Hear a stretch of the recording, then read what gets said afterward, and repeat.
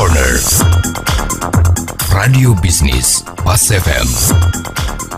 Mitra bisnis, Tax Corner kali ini menjawab pertanyaan Ibu Irawati yang sudah dikirim ke redaksi Pas FM. Pak Agus, saya mendapatkan warisan dari kakak kedua saya yang meninggal. Kedua orang tua sudah meninggal lebih dahulu, tinggal kami 5 bersaudara sekarang. Di surat wasiat kakak kedua saya tertulis kalau seluruh hartanya diserahkan ke kakak pertama sebagai ahli waris. Berdasarkan surat wasiat tersebut oleh notaris dibuatkan surat keterangan waris tertulis bahwa warisan diberikan ke kakak pertama sesuai dengan surat wasiat tadi dan juga dituliskan berdasarkan hukum yang berlaku. AB intestato. Nama-nama saudara-saudara kandungnya termasuk saya karena kedua orang tua sudah meninggal. Pertanyaan saya, apakah yang menerima harta warisan berdasarkan surat keterangan waris dikenakan pajak? Kalau ya, berapakah besarnya pajak dan penulisannya di form SPT 1770S itu di sebelah mana? Dan hartanya dicantumkan di lampiran harta. Apakah harus diberi keterangan warisan? Tapi itu uangnya sudah bercampur dengan uang pribadi saya. Ataukah saya harus melampirkan surat keterangan waris? Kemudian apakah untuk rumah warisan atas nama berlima itu harus dilaporkan di SPT tahunan kami masing-masing dengan 1/5 dari harta perolehan atau harta berdasarkan NJOP. Ibu Irawati, pertanyaan Anda akan dijawab oleh Bapak Agus Santolihin, tax partner dari ETS Consulting. Jadi ibu mendapatkan warisan dari kakak kedua. Nah, jadi kedua orang tua ibu sudah meninggal. Nah, tinggal ibu bersama 5 bersaudara sekarang. Nah, di sini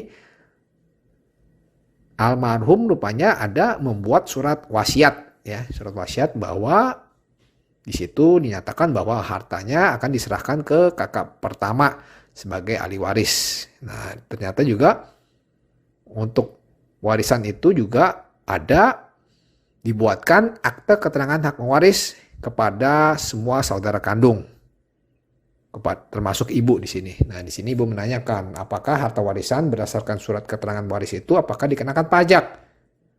Nah, dan bagaimana pelaporan hartanya di SPT. Dan juga ada rumah warisan atas nama berlima, ya, atas nama ahli waris yang mana harus dilaporkan di SPT tahunan. Jadi masing-masing 1/5 dari harga perolehan atau harga berdasarkan NJOP. Baik. Saya menjawab pertanyaan Bu Irawati. Jadi begini Bu.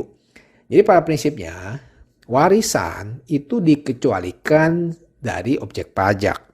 Jadi artinya bagi penerima warisan itu merupakan penghasilan. Tetapi tidak dikenakan pajak penghasilan seperti itu, ya.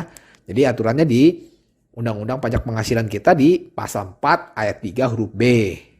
Nah, jadi pada prinsipnya warisan menurut KUH Perdata di situ juga menekankan bahwa yang paling berhak mewaris itu adalah orang yang paling terdekat dengan si pewaris.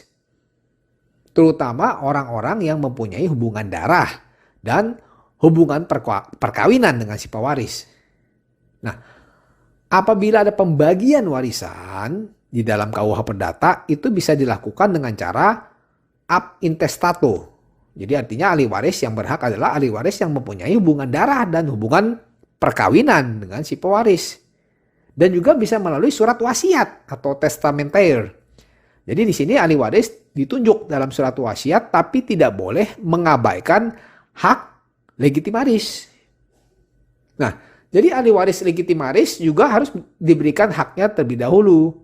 Barulah kemudian ahli waris yang ditunjuk dalam surat wasiat tersebut. Jadi dalam hal ini pihak yang memiliki hubungan darah, ya, dengan pewaris tentunya berhak mendapatkan warisan tersebut.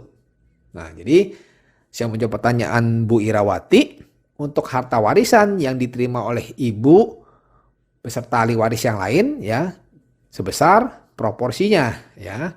Jadi karena berlima jadi 1/5 bagian. Nah, itu juga harus dilaporkan sebagai penghasilan yang tidak termasuk objek pajak.